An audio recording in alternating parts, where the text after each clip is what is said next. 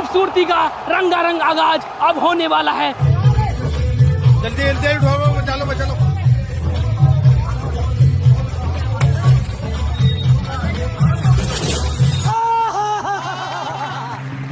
वाह क्या सीन है।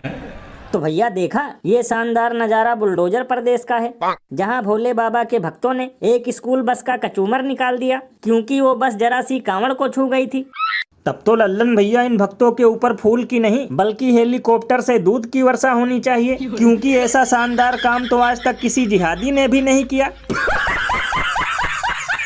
यही नहीं, अभी और सुनिए। लल्लन भैया कभी कभी तो मुझे लगता है कि इतना तो साल भर यूपी में सांड भी आतंक नहीं मचाते जितना सिर्फ एक महीने में नफरती भक्त मचा देते हैं।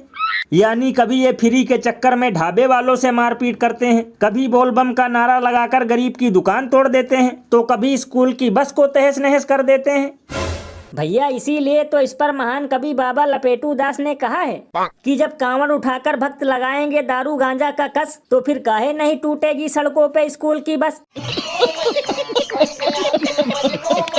बताओ गजब बकलोली है। यहाँ मुसलमानों को शांति से 5 मिनट के लिए रोड पर नमाज नहीं पढ़ने को मिलता और इन्हें कांवड़ यात्रा में भरपूर छूट दी जाती है, तो ये चिलगोजे आस्था के नाम पर हुड़दंग का रायता फैलाते हैं। ये बिल्कुल सही कहा आपने। वैसे भैया एक कमाल की बात बताऊं, ये गाड़ी तोड़ने वाले वही लोग हैं जिनके घर में बराबर एक साइकिल तक नहीं होगी। और अभी तो रुको, क्लाइमैक्स अभी बाकी है।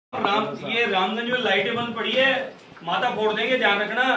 महाराज कहते हैं कब करा देंगे? कावड़ यात्राएं चल रही है या पूरी रात? अरे तुम लोगों साले लाखों रुपए तनख्वाह मिलती है, इसलिए मिलती है तुम घर पे पड़े रहो हरदम। कितने तेजस्वी लोग हैं हमारे पास, कितने शानदार विचार रखते हैं जी। तो भैया देखा, ये बीजेपी एमएलए बाल मुकुंद आचार्य हैं, जो थानेदार की कुर्सी पर बैठकर भद्दी भाषा का इस्तेमाल करते हुए कांवड़ यात्रा में मैनेजमेंट के लिए अफसरों को फटकार लगा रहे हैं।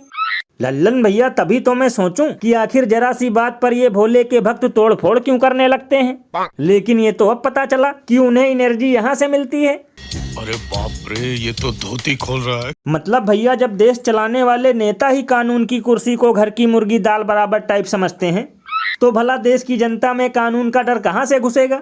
वैसे भैया ये सब देखकर हमें बिल्कुल भी आश्चर्य नहीं होना चाहिए। ये चाहे तो कलेक्टर की कुर्सी पर भी बैठ सकते हैं, क्योंकि इनकी पार्टी में छाता लेकर राष्ट्रगान गाया जाता है, कार्यकर्ताओं को लात जूते से मारा जाता है और हिंदू राष्ट्र का चोला ओढ़कर बीफ कंपनियों से चंदा खाया जाता है।